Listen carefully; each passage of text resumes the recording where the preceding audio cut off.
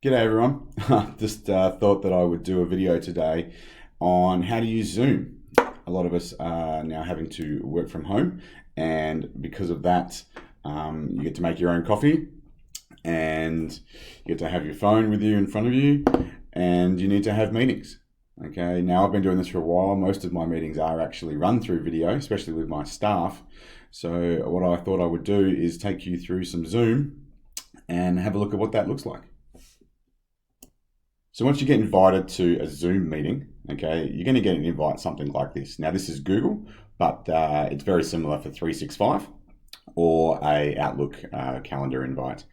So first things at the top, you're going to have the name of the meeting. Secondary, you're going to have your time that the meeting is scheduled for. Now make sure that if you are using this for the first time, you get there very early and click on the link, which I'll show you, so that it has time to download onto your computer. Okay, very important so that you're not late for your meetings.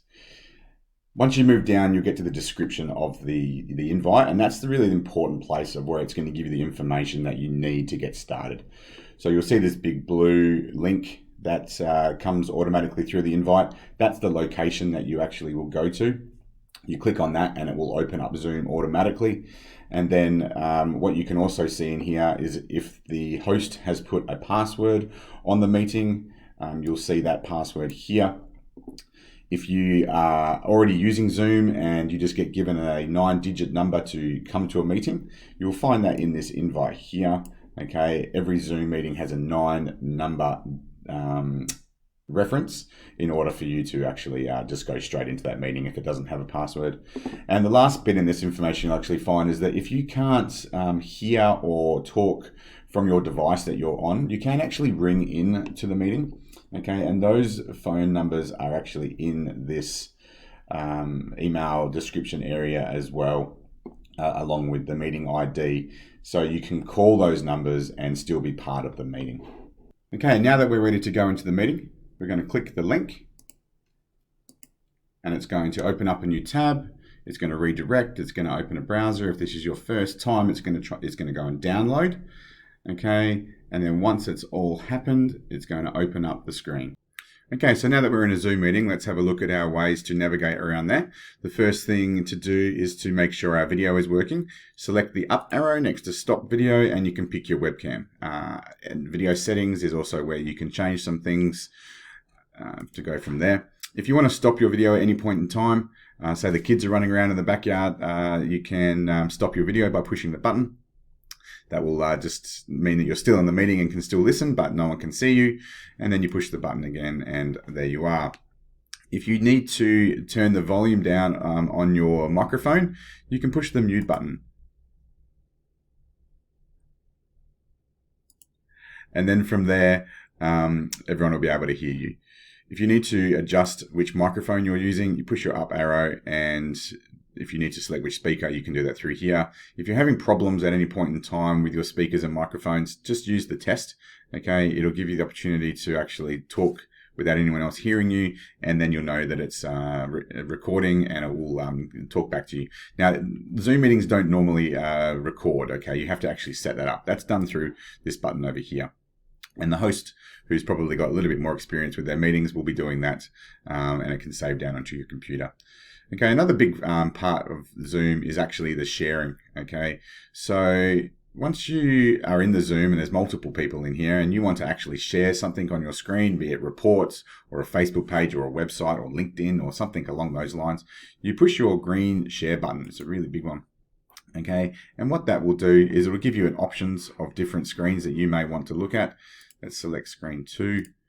Okay, and from there you can see that it will minimize my videos, okay, and it will move my options bar to the top, but now people can see my screen, okay, and then you can see this green bar around the screen. That green bar is actually telling me which screen they're seeing, okay. Once I'm ready to stop sharing, I can come to the top, I can push stop share, and it goes back to normal. Another relevant thing to use from there is to actually share screen. Okay, I can actually use a whiteboard. So if I select whiteboard and go share, it'll bring up the whiteboard. Now I can either use my mouse okay, to draw on the whiteboard, or my handy finger on my tablet will also do the same thing.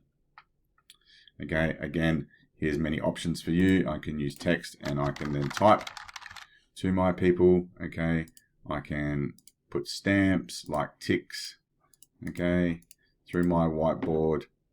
And this is all that people can see. Okay, drawing, I can change my drawing shapes. I can change my, and I can get my eraser out. Okay, I can choose my widths. I can choose my colors. Probably not with the eraser, would be smart. Oh, there we go. Okay, around we go again. Okay, so you can see, and there's our clean button to take away. Oh, and stop share will take me back to a normal video. So that's just a few tips and tricks for Zoom. There's probably a few things that you might want to use that I haven't gone through. Get in touch with me or the association, and we can take you through how you can use this for your business and work from there. There is a free option in Zoom so that you can have meetings for an period of time. I know Zoom, the shares in Zoom are going up through the roof at the moment because everyone's needing virtual options and virtual offices to be able to have their meetings. So definitely a tool for you to get used to. And it's just a really good skill to have in your business so that if you can't make it or you're sick, you can still work.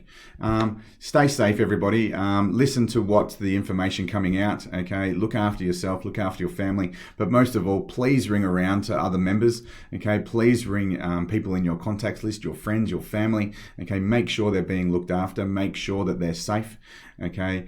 We can all get through this. Let's get through this together, okay? Remember to stay positive, find your joy, okay? And I look forward to speaking to you all again soon.